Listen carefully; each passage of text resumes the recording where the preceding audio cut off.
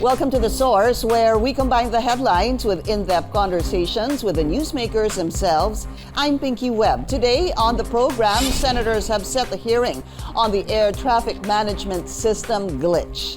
Interior Secretary Benhur Abalos wants top police officials to quit their posts for possible links to the illegal drug trade. And later, PhilHealth assured benefits won't be affected after the contribution hike is suspended anew. Senator JV Ejercito joins us live in the program.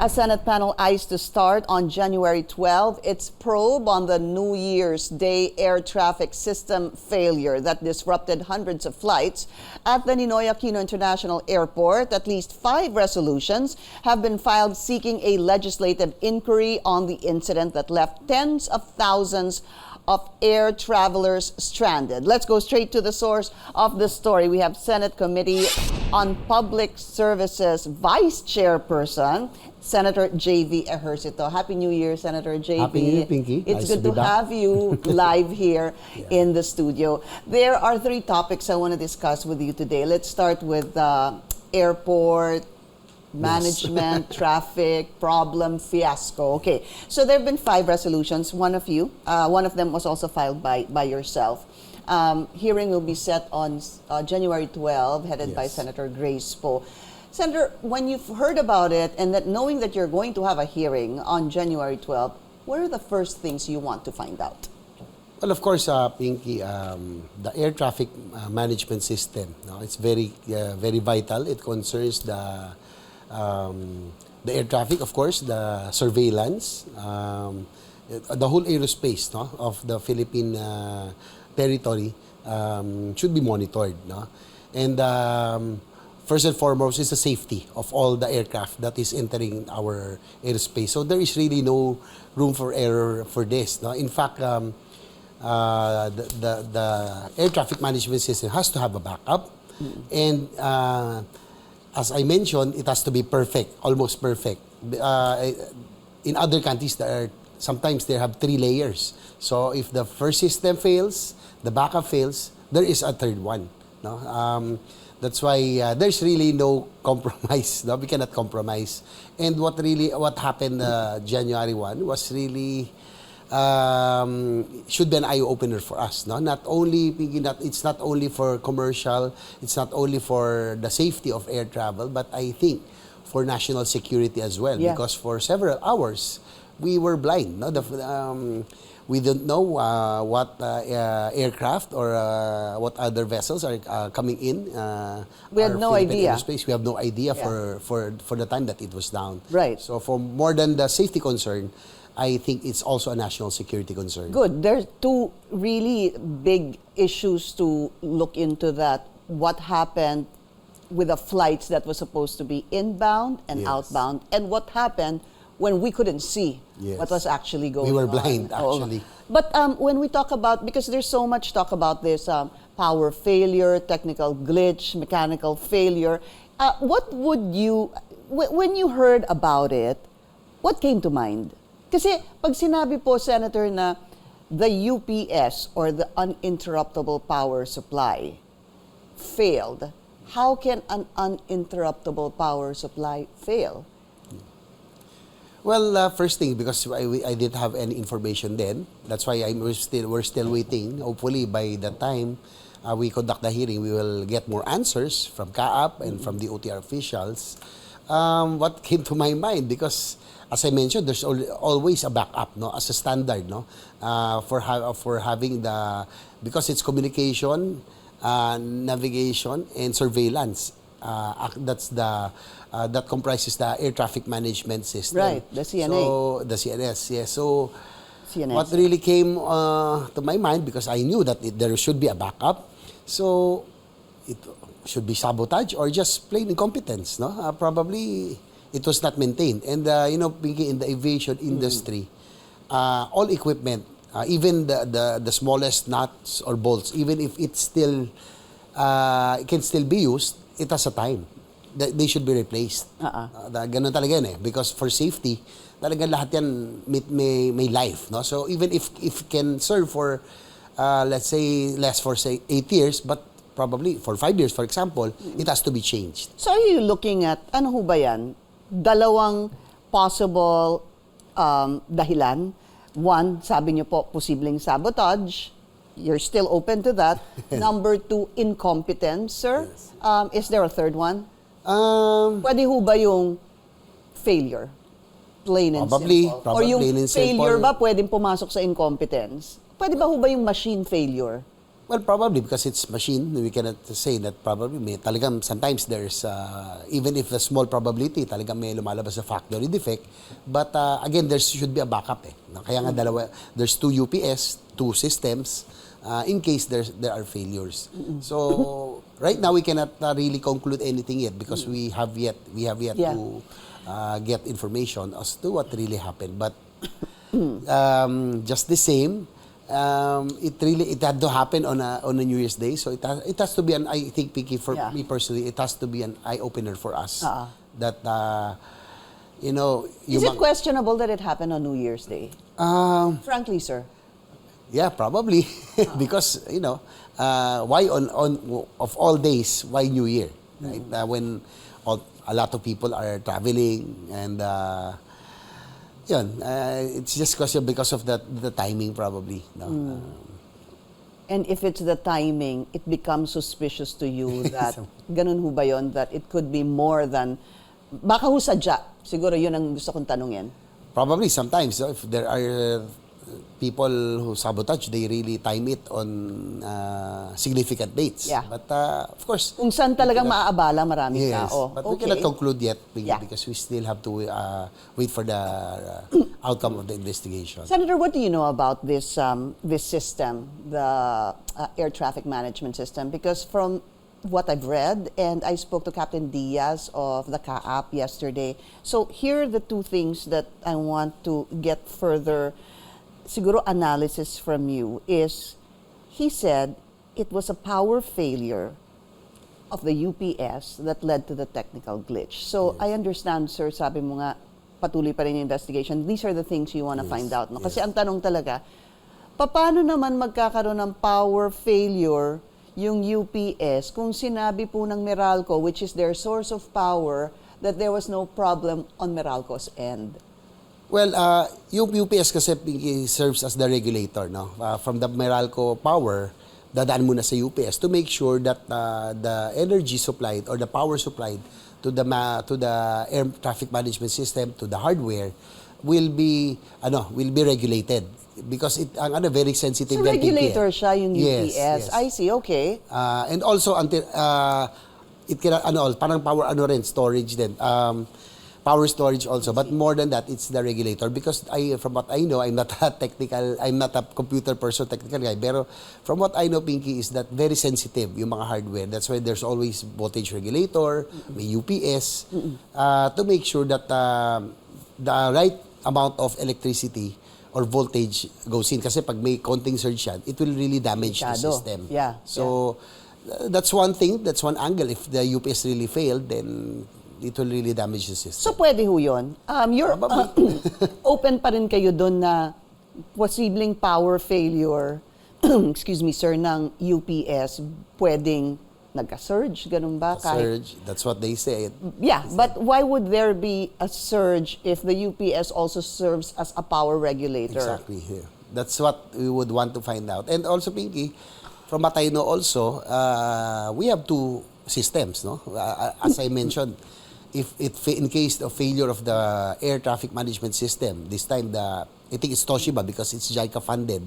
Our main, I think there's an Italian management system, the older one that serves as a backup. So really, I really cannot. So prior to this inaugurated air traffic system in 2018 and supposed to be commenced in 2019, dapat yung luma, that should have served as a backup? I would suppose so. I see. Because as I mentioned, there should be 2 or 3 layers Okay. to make sure that the air navigation system is always working. Because as I mentioned, it will be dangerous, no? Because Yeah. the aircraft wouldn't know where the others are. It will, for That's a good collision. question, sir. We need to find out what happened to the old ATM, air traffic management system. Okay. Second issue also on this. Binilikan ko po yung time nyo as senator. So, senator kayo 2013 to 2019. Yes. And then 2022 onwards. Ano po? Pasok ho kayo dito sa 2013 to 2019. I ask that because supposed to be, I don't know if you've done any research or binalikan nyo po ito, was this bought in 2010, sir? Inaugurated by President Duterte in 2018, okay? Pasok na ho kayo noon as senator and commenced in 2019. Can you explain that, sir? Ba't ang tagal? Sometimes because it's funded, no, of JICA or overseas, probably because of it was assistance by the Japanese government or a soft loan. I'm not sure, no. I have to get back on that. But Pinky, one thing is for sure, because as probably you remember, I used to defend the budget of the OTR, including CAAP, in the 17th Congress for 3 years. And all of the things that they have asked, no, for government support or subsidy, like airport upgrades, equipment, navigational tools and everything, lalo na yung mga night flying capability of other airports, we already gave. That's why a lot of airports were already upgraded. So everything that almost all that CAAP and the OTR requested from for the budget, I remember defending it and fighting for it because that is really necessary. No, it will, of course, it will improve our economy if our air traffic But you may, sorry sir, you may have defended this. Yes. Okay, thank you for saying that. But doon po sa final version po ng budget, nanatili ho ba yung dinefendin yung Yun na budget nga. para sa CAAP? That's what I would want to find out because for 3 years medyo nawala rin ako Yeah. so I was out of it. But yun lang yung that's why I am bring this up because all of the things that they asked, Yeah. we really we gave. Yeah, the but that's the request. thing, sir. That still needs to be clarified. You could have given it, you could have defended it, But the pero in the implementation. final version, sir, of the budget, there could have been adjustments made. Baka naman po kahit na sabihin ninyo na you defended it at kunwari po, let's just say for example, 1 billion, kunwari. Yes.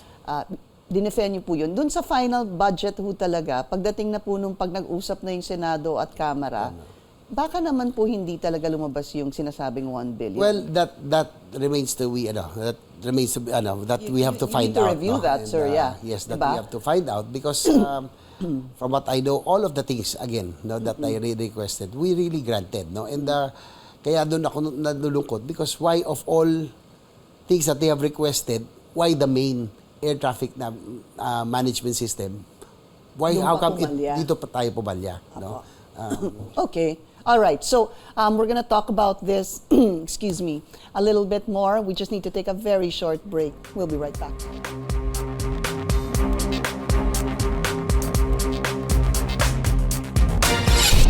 You're watching The Source on CNN Philippines. I'm Pinky Webb. Our source today, Senator JV Ejercito. So talking about budget, sir, they were saying that this system that was inaugurated in 2018 and commenced in 2019 was to the tune of 13 billion pesos. May naaalala ho ba kayong 13 billion pesos? I have to go back and refresh. But Pinky, this system, no, it's not outdated. It's not. Yeah, because systems like this can be upgraded, no, just like any other software, until the new system really comes in.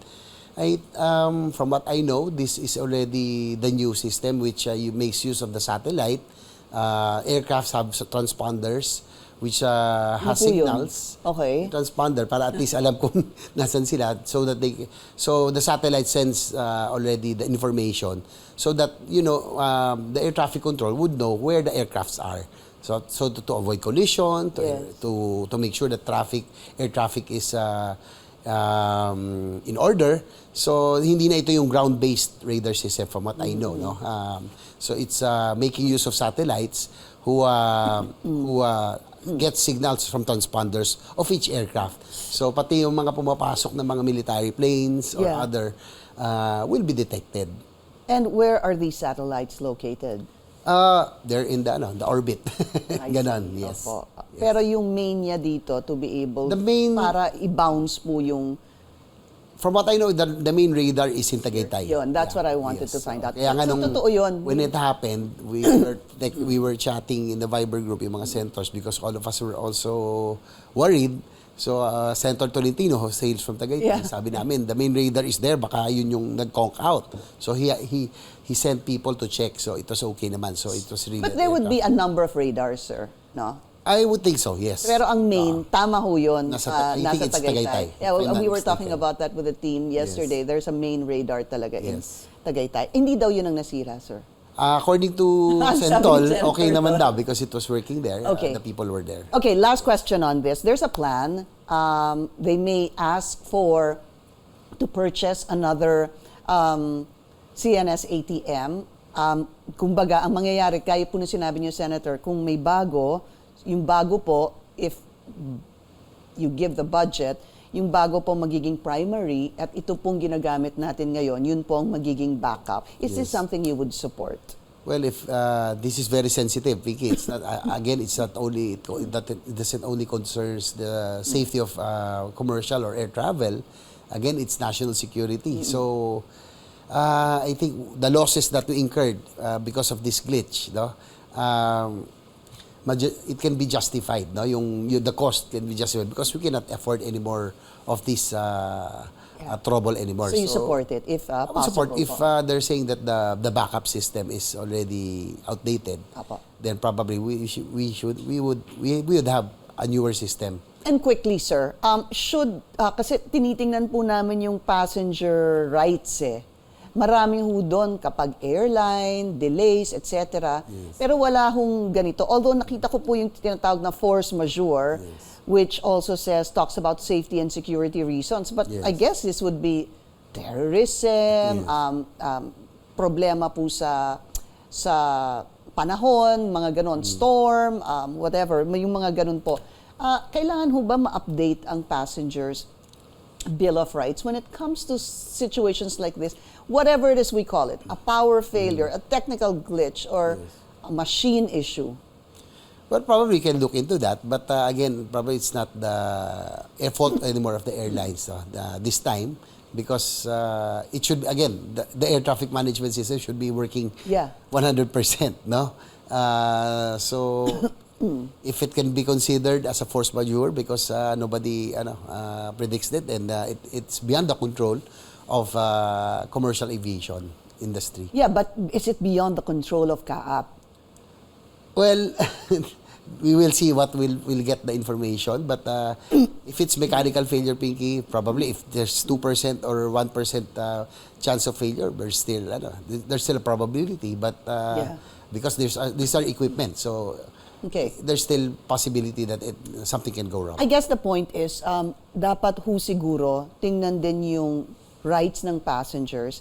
Tanggalin na po natin yung airlines because meron na po doon And hindi po nila to kasalanan Paano pag if it was, for example, the CAAP, that could have been, might have had some shortcoming, negligence, or whatever. Kung ano man ang kalabasan, dapat ho ata ma-update yung rights ng pasahero because so many people, sir, got stranded. They had to pay extra nights for their hotels, which is not part of their budget. Some people could afford it, some people couldn't. OFWs, some people, they were sleeping. Yes, sir. Sa airport, paano ho yung ganon? Charge it to experience, ganon na lang ho ba yun? Probably that because of this, again, it's an eye-opener. Hopefully we can get to review the Bill of Rights of passengers. And probably take into consideration what happened during New Year's Day already. Para po may some sort of assistance and accountability. All right. Again, we need to take a very short break. We will be right back.